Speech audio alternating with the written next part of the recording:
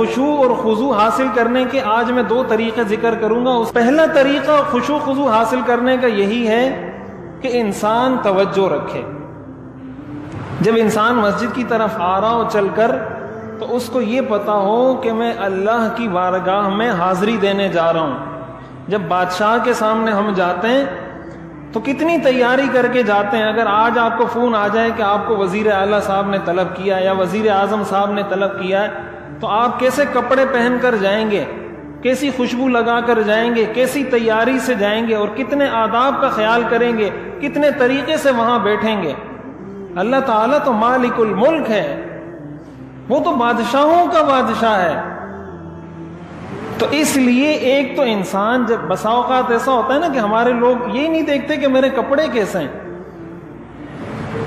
یہ جو کہا جاتا ہے نا, جو پلاسٹک کی ٹوپیاں رکھی ہوتی ہیں, اس کو علماء نے اس لیے منع لکھا ہے کہ کیا یہ پلاسٹک کی ٹوپی پہن کے آپ وزیر اعظم کے پاس جا سکتے ہیں؟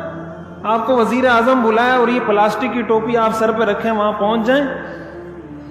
تو کیا اللہ کی بادشاہت آپ کو اپنے وزیر اعظم کی بادشاہت سے بھی کم لگتی ہے؟ اور آپ نے پہنی اور اٹھانے والا اس کو اٹھا کے پھر یوں پھینکتا ہے, دوسرا اٹھائے گا سر پہ رکھے گا اور پھر اٹھا کے یوں پھینک دے گا. یہ اللہ کی بارگاہ کی حاضری کے آداب کے خلاف ہے. تو انسان یہ دیکھے میرے کپڑے کیسے ہیں, میں صاف ستھرا ہوں. یہ جو وضو کا حکم دیا ہے کہ منہ دھو, ہاتھ دھو, کلی کرو, ناک صاف کرو, پاؤں دھو, سر پہ مسا کرو, اس کا کیا مقصد ہے؟ کہ صاف ستھرے ہو کر اللہ کی بارگاہ میں حاضری دو.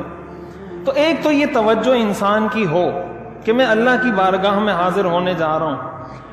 اب سوال یہ پیدا ہوتا ہے یہ توجہ حاصل کیسے ہوگی؟ علماء نے اس کا بھی طریقہ لکھا ہے. اس کے بہت سارے طریقے ہیں.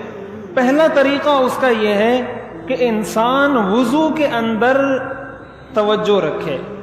ہم لوگ تو جب وضو کرتے ہیں تو باتیں کر رہے ہوتے ہیں, کوئی کسی کام میں لگا ہوتا ہے, کوئی کسی کام میں لگا ہوتا ہے. نماز میں خشوع پیدا ہوگا اگر آپ کے وضو میں خشوع پیدا ہو جائے گا. ایک حدیث کے اندر آتا ہے, حضور علیہ الصلوۃ والسلام نے ارشاد فرمایا, من توضأ فاحسن الوضوء خرجت خطاياه من جسده حتى تخرجت من تحت اظفاره. کہ جب انسان وضو کرتا ہے اور آداب کی رعایت کے مطابق وضو کرتا ہے تو اس کے جسم سے سارے گناہ دھل جاتے ہیں, یہاں تک کہ اس کے ناخن کے نیچے سے جو گناہ ہیں وہ بھی دھل جاتے ہیں.